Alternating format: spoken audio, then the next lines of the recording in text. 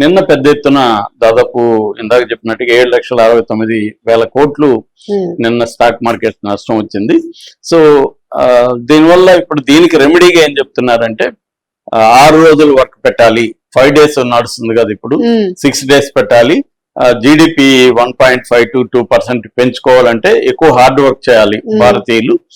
ఎందుకంటే ఒకప్పుడు జపాన్ లో, సౌత్ కొరియాలో, తైవాన్ లో, మలేషియాలో ఇట్లాగే హార్డ్ వర్క్ చేయడం వల్లనే వాళ్ళు డెవలప్ అయ్యారు. సో మనం హార్డ్ వర్క్ చేసి మన మ్యానుఫ్యాక్చరింగ్ సెక్టర్ ని పెంచుకోవాలి. ఆ తర్వాత మనం అంటే ఈ టారిఫ్స్ మనం రష్యా నుంచి దిగుమతి చేసుకుంటూనే అమెరికాను ధిక్కరిస్తే ఇండియా ఏమేమి చేయాలంటే, ఒకటి మన ఎగుమతుల్ని వేరే వేరే దేశాలకి ట్రేడ్ అగ్రిమెంట్లు చేసుకొని, ఆల్రెడీ కొన్ని చేసుకున్నాం, యూకేతోనూ కొన్ని చేసుకున్నాము, వాళ్ళకి మనం డైవర్ట్ చేయాలని. అమెరికాకి తగ్గిపోతుంది కాబట్టి డైవర్ట్ చేయాలి, కొంత డొమెస్టిక్ కన్జంప్షన్ కి ఇది చేయాలని. కానీ ఎకనామిస్టులు చెప్తున్నది ఏమంటే అది అంత ఈజీ కాదు, త్వరగా కూడా అవ్వదు. ఎందుకంటే మనం అమెరికాతో సెట్ అయిపోయింది already, premier products, premier goods వెళ్తున్నాయి అక్కడికి. సో దాని నుంచి మనకి ఇన్కమ్ వస్తుంది. ఇప్పుడు సడన్ గా నువ్వు ఆపి సడన్ గా ఇవన్నీ చేయడానికి ఒక రోజులో అవ్వదు. రెండోది ఆ దేశాలు ఇంత క్వాలిటీ ప్రొడక్ట్స్ కొనాలి, ఇవన్నీ ఉంటాయి అనేది అంత ఈజీ కాదని చెప్తున్నారు. కొంతమంది ఏమంటున్నారంటే రష్యాతో ఆపేయడమే మంచిది, ఎందుకంటే రష్యా నుంచి మనకి ఏం జరుగుతుంది, మనం రష్యా నుంచి ఫర్ ఎగ్జాంపుల్ 2024లో 52 బిలియన్ల వర్తున్న ఆయిల్ కొన్నాం.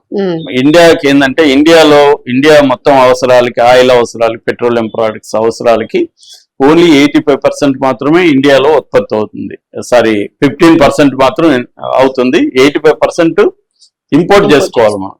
ఈ 85% లో ఇంపోర్ట్ అనేది మనకి సౌదీ అరేబియా లాంటి దేశాల నుంచి, అమెరికా నుంచి ఇట్లా చేసుకుంటున్నాం. ఇరాన్ నుంచి చేసుకుంటే ఇరాన్ మీద ఆంక్షలు పెట్టి గట్టిగా ఒత్తిడి చేస్తే మోడీ ప్రభుత్వం ఇరాన్ నుంచి ఆయిల్ తెచ్చుకోవడం ఆపేసాం.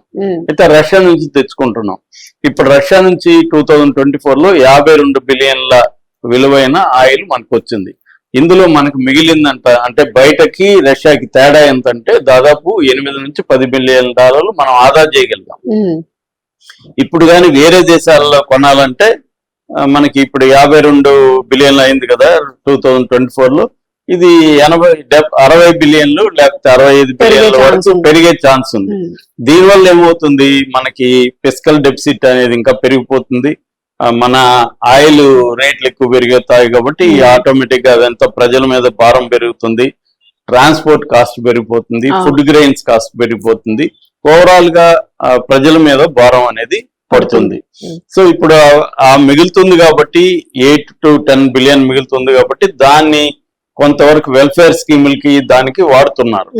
సో ఇప్పుడు అదంతా ఎందుకంటే ఈ మధ్య ఇన్కమ్ ట్యాక్స్ తగ్గించారు, తర్వాత జిఎస్టీ తగ్గించారు, ఇవన్నీ చేయగలిగారంటే మనకి రష్యా నుంచి ఆయిల్ కొనడం కూడా one of the important factors. ఇప్పుడు రష్యా నుంచి ఆపేసామనుకో, ఇది ఒక ప్రాబ్లం. రెండవది, రష్యా మొన్ననే పుతిన్ వచ్చినప్పుడు రష్యాకి ఇండియాకి మధ్య ఇప్పటివరకు 60 బిలియన్ డాలర్ల బైలేటరల్ ట్రేడ్ జరుగుతుంది. ఇది 100కి వెళ్ళాలనేది మనం గోల్ గా పెట్టుకున్నాం 2030కి. సో ఇక్కడే మొత్తం ట్రేడ్ లో 52 బిలియన్లు ఓన్లీ ఆయిల్ మీద పెడుతున్నాం, మిగతా 48 బిలియన్లు మాత్రం పెట్టాలనేది అక్కడ ఉంది. ఇప్పుడైతే ఇంకా 7-8 బిలియన్లు కూడా లేదు వేరే వ్యాపారాలు అమెరికాకి, ఇండియాకి, రష్యాకి. సో ఇప్పుడు ఏమవుతుంది, రష్యా మనకి నమ్మకమైన మిత్రుడు. ఎప్పుడు సోవియట్ యూనియన్ ఉన్నప్పటి నుంచి, నెహ్రూ దగ్గర నుంచి మళ్ళీ ఇందిరాగాంధీ, ఎప్పుడు కూడా మనకి రష్యా, అంతకుముందు సోవియట్ యూనియన్ ఒక స్టేబుల్ ఫ్రెండ్ అని చెప్పొచ్చు. అమెరికా ఎప్పుడు కూడా స్టేబుల్ ఫ్రెండ్ కాదు. అమెరికాకు మొదటి నుంచి కూడా, ఇప్పుడు ట్రంప్ ఇప్పుడు వచ్చి అంటున్నాడు కానీ అమెరికాకు ముందు నుంచి కూడా అమెరికా ఫస్ట్ అనే విధానమే ఉంది. ట్రంప్ కొద్దిగా గట్టిగా అరుస్తున్నాడు తప్ప అమెరికాలో ఎప్పటి నుంచో అదే ఉంది. వాళ్ళు అందుకనే వివిధ దేశాలను తమ కంట్రోల్లో పెట్టుకొని మిలిటరీ రాజ్యాన్ని ఏర్పాటు చేసుకొని ఇంటెలిజెన్స్ ఇవన్నీ పెట్టుకొని దాదాపు 80 దేశాల్లో అమెరికా మిలిటరీ బేసులు ఉన్నాయంటేనే మనకు అర్థమవుతుంది. అంటే ప్రతి దేశాన్ని తమ కంట్రోల్లో పెట్టుకొని ఎకనామిక్ పవర్ గా డాలర్ ని మొత్తం యూనివర్సల్ మొత్తం గ్లోబల్ కరెన్సీగా చేసి అది కంట్రోల్లో పెట్టుకుంది. అంటే ఒక రకమైన మిలిటరీ పరిపాలనని డైరెక్ట్ గా ఇండైరెక్ట్ గా చేస్తుంది. రష్యా మనతో ముందు నుంచి కూడా మన సంబంధాలు, అలాంటిది ఇప్పుడు అమెరికాకు భయపడి మనం రష్యా తాపేస్తే ఒకటి ఎకనామిక్ గా లాస్, రెండోది ఒక మిత్రుడిని కోల్పోయే పరిస్థితి వస్తుంది అనేది చాలా మంది చెప్తున్నారు. కొంతమంది ఏమో లేదు, మనం రష్యా అర్థం చేసుకుంటది మన పరిస్థితి, సో కాబట్టి మనం అమెరికాతో పెట్టుకునే పరిస్థితుల్లో లేము, అమెరికాతో పెట్టుకుంటే ఓన్లీ లాసే కాకుండా ఇంకొక పద్ధతిలో కూడా అమెరికా మనల్ని, ఎందుకంటే ఇక్కడ పాకిస్తాను, బంగ్లాదేశ్, నేపాల్ చుట్టుపక్కల దేశాలతో మనకు మంచి సంబంధాలు లేవు.